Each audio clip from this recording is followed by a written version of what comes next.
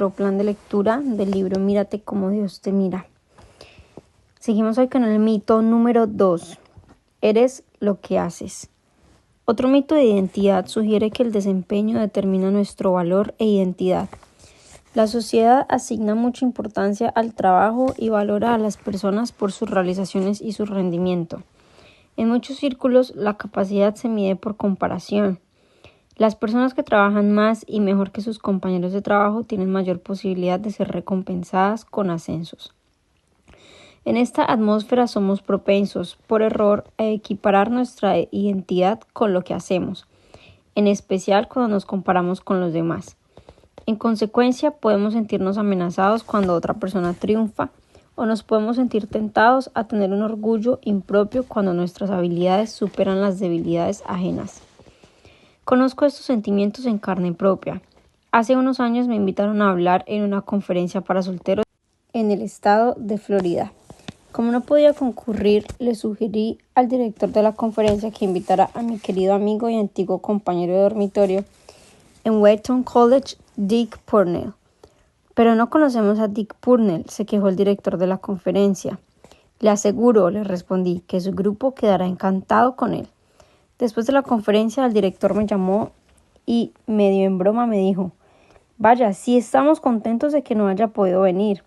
Dick Purnell estuvo sensacional». Por unos instantes, mi amigo Dick parecía representar una tremenda amenaza. Mis sentimientos negativos me advertían que estaba haciendo que mi identidad y seguridad dependieran de mi ministerio como conferencista. Pude, sin embargo, vencer esos sentimientos y contar esa historia a otros diciendo de corazón: el comentario del director con respecto a mi ausencia fue uno de los acontecimientos más provechosos en mi crecimiento cristiano durante este año. Unos meses más tarde, me invitaron a hablar en una conferencia para el personal de una aerolínea. Esta vez no podía aceptar la invitación por motivos de salud. Nuevamente recomendé a Dick. Un tiempo después, encontrándome en un avión, conocí a una azafata que había estado en esa conferencia. Me dijo: «Qué bueno que haya estado enfermo». Todo el mundo quedó encantado con Dick. Esta vez mi corazón se llenó inmediatamente de agradecimiento por Dick y por su capacidad como comunicador. Después de haber recomendado a Dick 2 veces para que hablara en mi lugar y de haber conocido a personas que estaban más que contentas porque yo no había podido concurrir, sin duda alguna estoy muy feliz de que mi identidad dependa de algo más profundo que mi desempeño. Hubo un tiempo en que hubiera percibido esas respuestas como una amenaza a mí mismo y a mi amistad con Dick. Ahora, en ocasiones deseo que ojalá hubiera cientos de Dick Purnells para enviar en mi lugar. Los adictos al trabajo son personas que sin duda basan su identidad en el desempeño. Todos tenemos algo de este rasgo en nuestra personalidad. Los ministros y los obreros cristianos suelen sufrir de la adicción al trabajo porque sienten que su valor ante Dios depende de llevar a cabo el trabajo de su ministerio y de cumplir con la gran comisión. Otros adictos al trabajo solo se sienten bien si están completamente agotados después de largas horas de trabajo. Una mujer me dijo: «Me siento bien cuando de noche estoy tan cansada que no puedo ni moverme». Tengo un amigo que me ha contado su lucha contra este patrón de equiparar el valor y la identidad con el desempeño. Criado en un hogar cristiano, no importaba lo bien que se desempeñara en una tarea, sus padres siempre querían que lo hiciera mejor. Nunca les escuchó decir «buen trabajo». La aprobación de sus padres, especialmente de su padre, parecía estar siempre fuera de su alcance. Me dijo: «En casa me parecía estar siempre trepando una escalera, pero sin poder llegar nunca al último peldaño». Incluso ahora, de adulto, mi amigo todavía se encuentra intentando ganar la aprobación de sus padres. Ambos han fallecido, pero sus estándares viven con él. Y como no puede hacer lo suficiente para satisfacer su compulsión por el trabajo, no está en paz consigo mismo. ¿Tiendes a ser un adicto al trabajo? Esto puede reflejarse en lo que te cuesta relajarte. ¿Puedes tomarte un día libre para descansar y pasarla bien? ¿Todavía puedes sentarte tranquilamente para leer o descansar sin ponerte ansioso por las tareas pendientes? Los adictos al trabajo se deprimen cuando el almanaque, las vacaciones, los días feriados, los fines de semana y las circunstancias, enfermedad, envejecimiento, desempleo, trastornan sus actividades. No hay nada malo en trabajar hasta tarde y trabajar mucho. Pero si para sentirte bien necesitas estar activo, puedes estar creyendo que tu identidad depende de tu desempeño y no del incalculable valor que tú mismo representas para Dios. Este valor es independiente de cualquiera de tus realizaciones. Cuando Jesús eligió a sus 12 discípulos, los llamó antes que nada para que lo acompañaran y después para enviarlos a predicar y ejercer autoridad para expulsar demonios, como dice Marcos 3, 14 y 15. Como alguien dijo una vez, hemos sido creados como seres humanos, no como hacedores humanos. Nada de lo mucho que hagamos para Dios puede sustituir el hecho de ser sus hijos. Mito número 3. Si no tienes poder, no eres nadie. ¿Cuán importante soy? Esta pregunta refleja popularmente el tercer mito de identidad. Es una cuestión de posición. Muchas personas no se sienten bien si no tienen suficiente poder, influencia o control sobre los demás. Su identidad se resume en la posición que han logrado. Estas personas, para sentir que sus vidas tienen valor y dignidad, procuran puestos de prestigio en los negocios, la política, las iglesias y las amistades. Jack y Grace, de unos 50 años, eran una pareja cristiana muy afable. Como sus hijos ya eran mayores y no vivían con ellos, comenzaron a dedicar más tiempo a su iglesia, sirviendo como voluntarios. Se inscribieron en varias comisiones y se ofrecieron para enseñar en la escuela dominical y como líderes de estudio bíblico. Jack, recién llegado a la comisión del programa de educación cristiana, aportó su energía y vitalidad y se ofreció a presidir la comisión. Como era el único con tiempo disponible para la tarea, enseguida aceptaron su ofrecimiento. Grace participaba en el Ministerio Femenino de Estudio Bíblico y pronto se hizo cargo de un pequeño grupo y se integró al equipo de líderes. Después de un corto lapso en sus respectivos puestos, Jack y Grace comenzaron sutilmente a acaparar más poder. Jack convenció a la comisión para que cambiara el programa de educación cristiana por otro similar al que había usado cuando era maestro en otra iglesia. La comisión estuvo de acuerdo con su propuesta porque no querían perderlo. Sin embargo, el cambio de programa afectó el presupuesto de educación cristiana y provocó protestas e inconformidad entre el personal educativo, que estaba muy satisfecho con los materiales existentes. Jack expresó abiertamente que aceptaría un puesto de media jornada como director de educación cristiana. Grace, mientras tanto, asumía poco a poco mayor liderazgo en el ministerio femenino.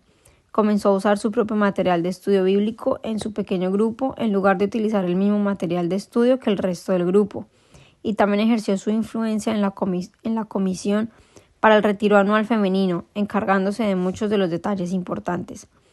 En todos sus esfuerzos trataba de sugerir que sus ideas y métodos eran mejores que cualquier otro y que la comisión debería reconocer el mérito de sus contribuciones. Después de unos meses, los demás voluntarios comenzaron a sentirse irritados por el subrepticio poder de Jack y Grace en sus respectivos ministerios. Los líderes de la iglesia les agradecieron sus deseos de servir, pero les pidieron que reconocieran también los dones de los demás. Viendo cómo les habían cortado sus alas de poder y prestigio, finalmente dejaron esa iglesia, para de nuevo comenzar el proceso en otra congregación deseosa de contar con voluntarios con experiencia. Para muchas personas como Jack y Grace, la autoestima y la identidad personal están ligadas, al menos en parte, a su posición y prestigio. No les alcanza con ser solícitas y dispuestas a ayudar cuando sea necesario. Necesitan ejercer su influencia y poder para sentirse valoradas. Si nuestra identidad y valor como hijos de Dios dependieran de nuestra posición y prestigio, la mayoría de nosotros no tendría la menor oportunidad. Una compañía no puede tener más de unos cuantos ejecutivos. Una comunidad no puede tener más que algunos líderes políticos. Y una iglesia no puede tener más que cierto número de presidentes de comisión. La Biblia es clara. Nuestra identidad como pueblo de Dios no depende de nuestra posición. Aunque creamos que somos importantes, merced a nuestro prestigio y nuestra posición, Jesús afirmó: el más importante entre ustedes será siervo de los demás, porque el que aquí asimismo se enaltece será humillado, y el que se humilla será enaltecido. Mateo 23, 11 y 12. Cristo eligió a 12 discípulos comunes para ser sus queridos discípulos, y pasó por alto a los líderes religiosos de prestigio y arrogancia. Derramó su corazón a sus discípulos y les confió el ministerio de llevar el evangelio al mundo. Podemos tener prestigio o ser un don nadie en nuestra familia, trabajo, escuela o iglesia, pero somos importantes para Dios. Tus realizaciones pueden ser grandes o pequeñas, pero el infinito aprecio y estima que Dios siente por ti son inquebrantables. Una identidad personal sana implica mirarnos, ni más ni menos, como Dios nos mira. Rompe las cadenas del pasado. ¿Te sientes reflejado en las páginas de este capítulo? ¿Te sientes algo desanimado porque haces que tu valor e identidad dependan demasiado de tu aspecto físico, tu desempeño y tu posición? Si es así, no eres el único. Estoy convencido de que la mayoría de las personas adultas tienen un sentido desvirtuado de su verdadera identidad. Nuestros padres y maestros, los medios de comunicación, el mundo de la propaganda y el mercado, incluso algunas de nuestras experiencias religiosas, han reforzado la noción de que nuestra identidad está compuesta por las apariencias, el desempeño y los logros. Aunque comprendamos la verdad, es difícil abandonar los patrones grabados en nuestra mente que parecen controlar dichos aspectos de nuestra conducta. Somos como el elefante del circo con una pata atada a una estaca con una cadena de bicicleta. ¿Cómo puede ser que una cadena tan débil pueda dominar a semejante animal? El elefante permanece encadenado por un recuerdo. Cuando el animal era joven, trató de liberarse de la cadena, pero no fue lo suficientemente fuerte para lograrlo. El elefante aprendió que la cadena era más fuerte que él y no ha olvidado la lección. Aunque ahora es lo suficientemente fuerte para escaparse, difícilmente lo intente, está condicionado al cautiverio. Si llega a liberarse, será difícil ponerlo nuevamente bajo control. Nuestra percepción de la identidad opera de manera similar. Nos han hecho creer que el aspecto físico, el desempeño y la posición son importantes. Esta falsa noción nos tiene condicionados desde la niñez y nos mantiene cautivos.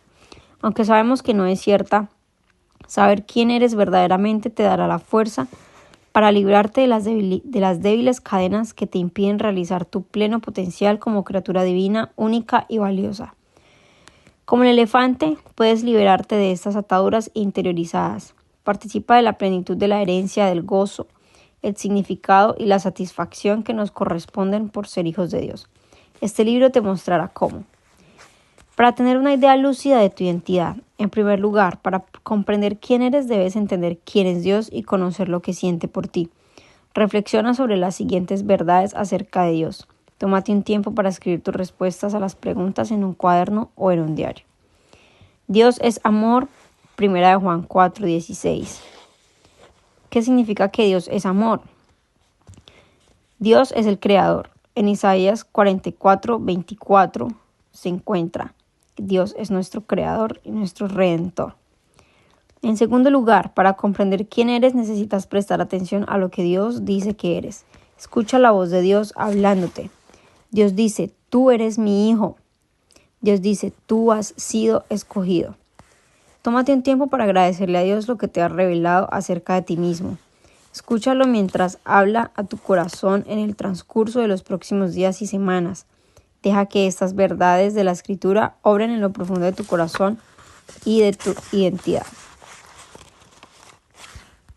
Capítulo 2. Un error de identificación.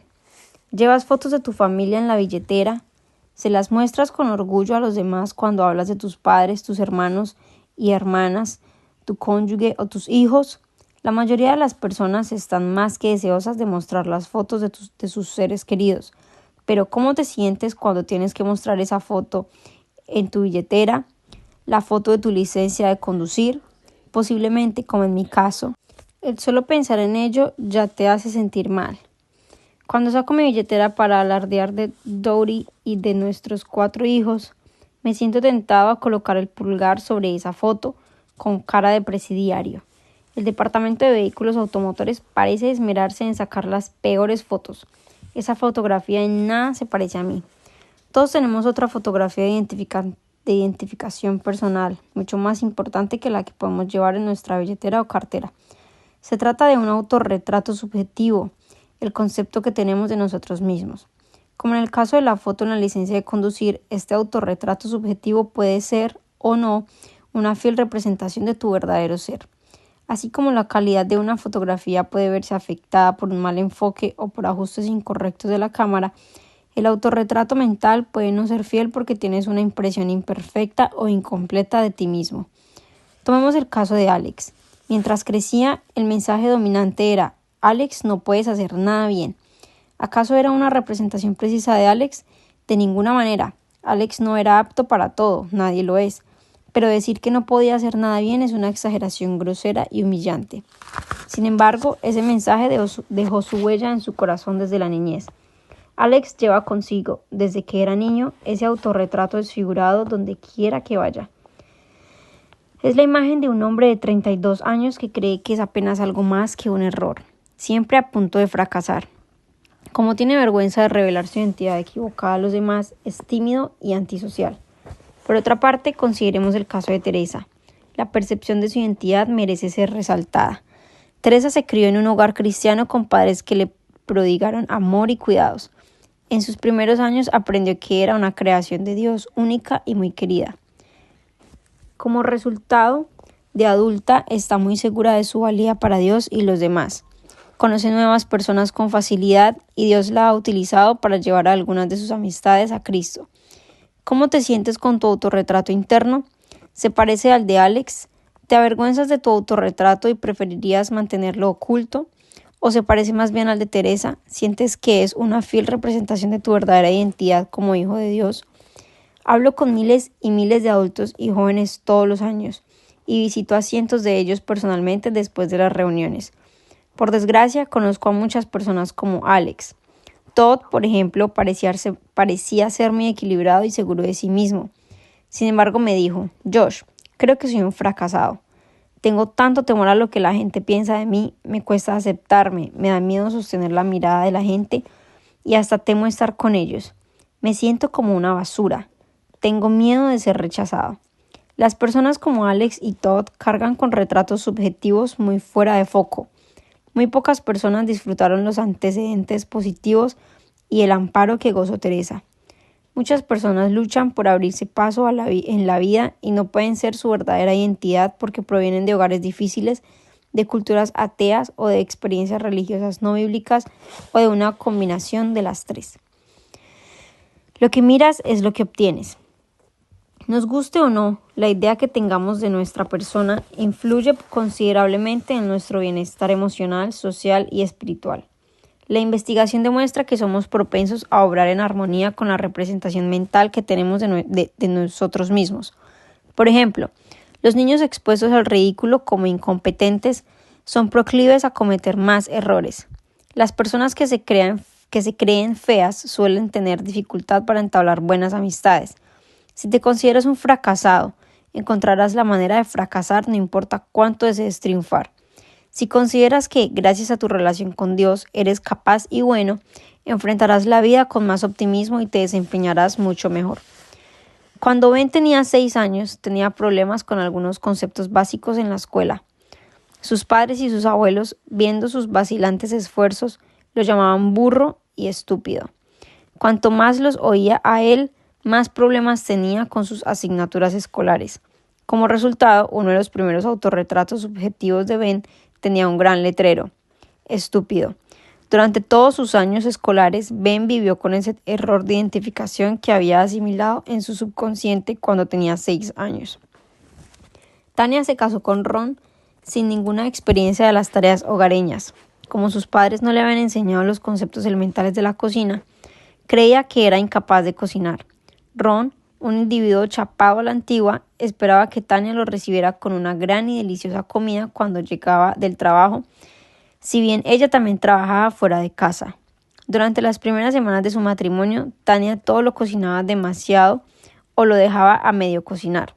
La lasaña salía del horno hecha carbón, el pollo frito estaba crudo por dentro, su postre de gelatina era más aguachento que la sopa. Ron no podía haber sido menos comprensivo. ¿Qué te pasa, Tania? Ni siquiera sabes cómo calentar una lata de frijoles y cerdo. Tania se visualizaba en la cocina con un gran cartel colgado de su cuello: fracaso. Con esa imagen de sí misma, nunca dejó de ser una pésima cocinera. Una percepción clara de nuestra verdadera identidad constituye un activo valiosísimo para una vida sana, feliz y productiva. Un sentido de identidad desvirtuado será un obstáculo a esos valores tan anhelados. Las personas como Ben y Tania están tan convencidas de su ineptitud, de que nadie las querrá, de que son feas o poco importantes que ni siquiera ellas se quieren. Al luchar por aceptarse como son, proyectan su percepción en los demás y están convencidas de que nadie las puede querer, ni siquiera Dios. Estos sentimientos negativos generan ansiedad, estrés y depresión. Son influencias negativas en las amistades, el desempeño laboral y el crecimiento espiritual. ¿Te miras con una visión de 2020? Hay dos posibilidades. Nuestra visión puede ser imprecisa o nítida. Las personas con una visión nítida de su verdadera identidad se sienten importantes. Comprenden su importancia para Dios y para los demás. Saben que gracias a su presencia en el mundo, este es un lugar mejor. Son capaces de relacionarse con los demás y apreciarlos sin sentirse amenazadas. Irradian esperanza, gozo y confianza porque tienen la seguridad de ser hijos de Dios. Se aceptan como criaturas divinas, dignas de ser amadas, valiosas y competentes, redimidas y reconciliadas con Dios para hacer lo que Él quiere que sean. Por otra parte, las personas con una visión imprecisa de su identidad como criaturas de Dios manifiestan una serie de limitaciones. Veamos 3 de esas limitaciones.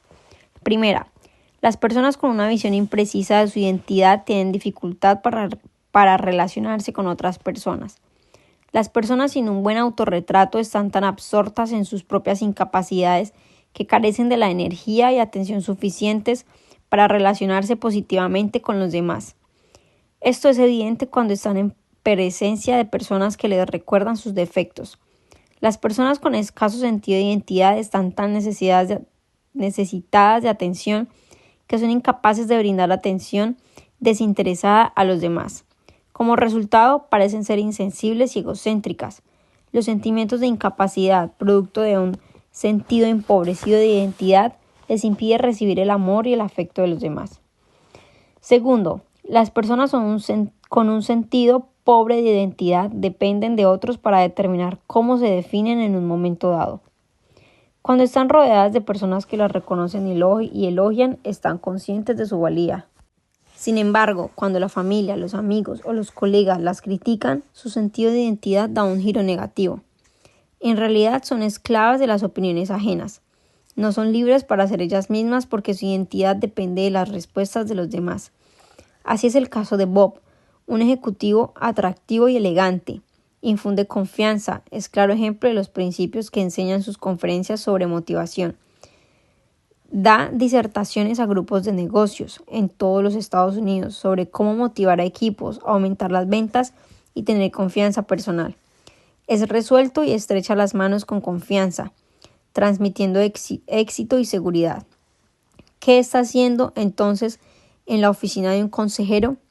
A medida que Bob habla sobre el enojo, la crítica, el rechazo de su esposa, su fachada de confianza comienza a derrumbarse. Es un hombre completamente distinto en su casa. El conflicto en su matrimonio erosiona su sentido de capacidad. Confiesa con lágrimas su temor a fracasar si no cuenta con el apoyo de su mujer. ¿Dónde está su confianza inquebrantable? En el ámbito de los éxitos comerciales, su estima es alta. En su hogar, donde su esposa lo llama un fracasado, las dudas lo acosan. Sin una idea clara de quién es, el autorretrato de Bob continuará cambiando como el camaleón, según las reacciones que reciba de quienes lo rodean. Tercero, las personas con una percepción negativa de su identidad también deben luchar con expectativas negativas. Estas personas van por la vida esperando ser rechazadas, estafadas y subestimadas. Como esperan siempre lo peor, su comportamiento suele producir ese resultado. Se involucran en conductas autodestructivas, son desconfiadas y sospechan de todos. Titubean entre la frágil esperanza de ser aceptadas por los demás y la creencia latente de que nadie las querrá ni aceptará. Consideremos el caso de Karen. Al entrar a la oficina del consejero cristiano, se parecía a una cigüeña, alta, flaca, con los hombros encorvados. Su postura refleja la profunda depresión y el sentimiento de incapacidad que padece. Su manera de vestirse y sus gestos nos señalan que no se siente nada bien consigo misma. Todo lo que Karen hace comunica. ¿Quién me podría querer?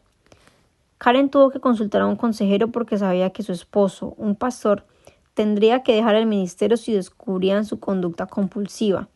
Llevaba unos meses robando en las tiendas, pero aún no la habían descubierto. Últimamente había maltratado a un niño a su cuidado. El sentido impropio de identidad de Karen había menoscabado considerablemente su autoestima. Al considerarse una pecadora despreciable, esperaba lo peor de sí y, por ende, accedía a acciones y costumbres pecaminosas. Felizmente, había esperanza para la condición de Karen, a medida que el consejero le abrió los ojos y el corazón para que pudiera mirar su verdadera identidad en Cristo. Karen se transformó. Ahora es otra persona, la esposa cariñosa de un pastor y la madre de 3 niños. Y hasta aquí llegamos con la lectura de hoy. Los esperamos a la próxima lectura. Dios les bendiga.